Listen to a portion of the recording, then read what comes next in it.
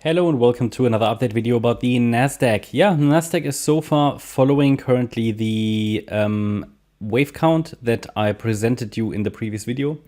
The yellow directly bullish wave count is currently what's being followed. We had two reactions to our trading areas here, three actually. The market already reacted here early in January, then again on the 11th and then on the 17th. And the yellow count is what I'm primarily focusing on. So I'm currently watching for further upside. As long as we hold above certain support levels, I'm going to add a support area here to the chart, a micro support area for this yellow scenario to the upside. Yeah, that should be relevant for this scenario. At the moment, I'm looking at a scenario in which we are following in yellow a more directly bullish pathway, where the market completed a wave 1 and a wave 2, where the wave 2 bottomed here on Wednesday, last Wednesday. Then a third wave. We are going to take a look at that in a minute. If the third is already complete, possibly not. Then we should get a 4 and a 5 and another 4-5 pattern. Then up there, probably close to 19K, maybe a little lower, a long-term top could form. So it's just something to be aware of, which I will update about in future videos. Now, looking here at this move to the upside, typically what we can say, obviously, if we consider that a 1-2, yeah, then circle wave 3, normally, okay? Circle wave 3 should ideally reach minimally the 1.236 extension. And that 1.236 extension is already on the chart there actually. It's 18.1K. So the 18.1K level is sort of what I would like to see minimally for circle wave 3. So that's fine. Looking at the microstructure, we have here wave 1 and the wave 2 that bottomed on Wednesday. So also here, what are the micro levels? Typically then again for this smaller degree third wave, normally also here, the 1.236 extension at 17,630. I'd like to see that normally for this third wave. So that's where a little bit of uncertainty comes in. Is this here wave 3? Then we get a 4-5 of circle wave 3, then another 4-5, or have we already completed this third? That's what time will tell only. If I align it with the S&P 500, for example, then it would suggest that this is already all of wave 3. I will assume that now, but I have to say that the third would be very, very shallow.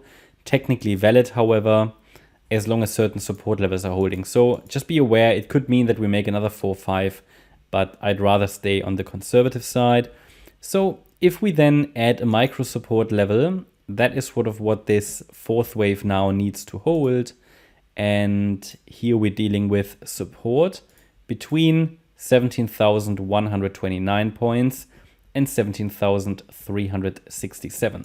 So as long as that's holding, the focus can be on higher. The question is though, is wave 4 already over? Might be. If we get a sustained break above 17,584, yes, probably it is. Futures markets obviously open right now and pushing a little higher. It's possible though that wave 4 is still unfolding and we are simply forming here a bit of an ABC structure, so which would be a corrective structure that's quite common in a fourth wave. Okay, so just need to be aware we could still at this point test the support area, but if we do or not, that's we need a crystal ball for that. We obviously don't have one, but I can say that the focus should be on higher as long as the price is holding above 17,129.